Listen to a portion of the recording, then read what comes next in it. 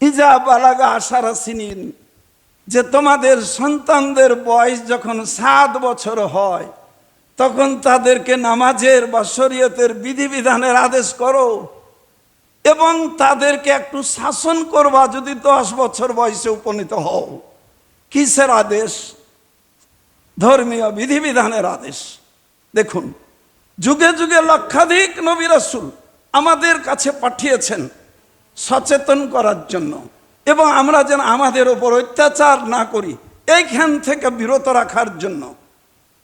আল্লাহ রাসূল সাল্লাল্লাহু আলাইহি ওয়াসাল্লাম হাদিস শরীফে উল্লেখ করেছেন, তুমি যদি রাতের বেলায় নামাজ পড়তে আরম্ভ করো আর যদি দেখো যে তোমার বউ ঘুমিয়ে আছে, তাকে বলো যে আসো নামাজ পড়তে।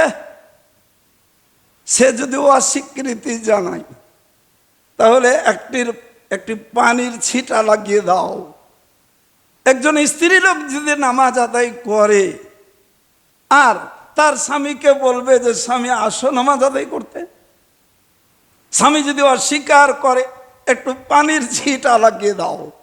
আবু দাউদ শরীফ এবং নাসাই শরীফে এই হাদিসখানা এসেছে। এখন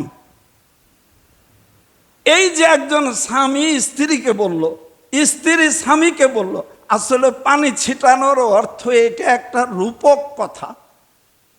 এই দায়িত্বটুকু পালন করতে হবে, নিজে যেমন বাঁচতে হবে তেমনি ভাবে আত্মীয় স্বজনদেরকেও কিন্তু বাঁচাতে হবে। হাদিস শরীফে এইটা বিরাজমান।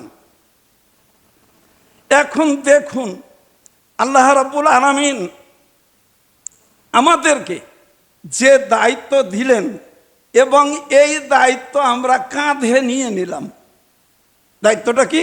শরীয়তের বিধিবিধান আমরা পালন করব, বিনিময়ে আমরা জান্নাতে প্রবেশ করব এবং যাবতীয় রকমের সুখ শান্তি ভোগ বিলাস এখানে আমরা লাভ করব এই বিধিবিধান পালনের কারণে।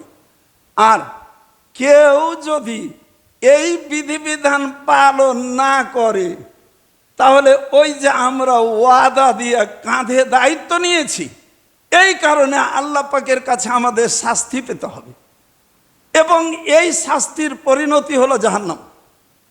এটা আল্লাহ পাকের সাথে চূড়ান্ত বোঝাপড়া আমাদের হয়ে গেছে। এ কথা কোরআনুল কারিমে বর্ণিত আছে। এখন দেখুন, তাই একমাত্র মানুষের সাথে বোঝাপড়া হয়েছে, এইটার সাথে অংশগ্রহণে ছিল জিন জাতি। তাই দেখা যায় এই পৃথিবীতে যত মাখলুকাত আছে কোন মাখলুকাতের হিসাব নিকাশ হবে না, একমাত্র হিসাব নিকাশ হবে মানুষের আর জিনের। এ দুটো জাতির হিসাব নিকাশ হবে, কিন্তু অন্য কোনো মাখলুকাতের হিসাব নাই। হিসাব একটা আছে, সবল দুর্বলের উপর অত্যাচার করবে, দুর্বলকে সবল করে নিয়ে কইবে প্রতিশোধটা দিয়ে কইবে যে কুন্তুরা বা তোরা এখন মাটিতে পরিণত হয়ে যা, সব শেষ। তাই অন্যান্য মাখলুকাতের কোনো হিসাব নাই, তারা মাটিতে পরিণত হয়ে যাবে। কিন্তু একমাত্র জান্নাত এবং জাহান্নাম যত মাখলুকাত আছে সমস্ত মাখলুকাতের মধ্যে একমাত্র মানুষ এবং জিনের জন্য নির্দিষ্ট। এটা আমাদেরকে খেয়াল করতে হবে, অন্য কোনো জাতির কোনো মাখলুকাতের জন্য নয়, এটা খেয়াল করতে হবে।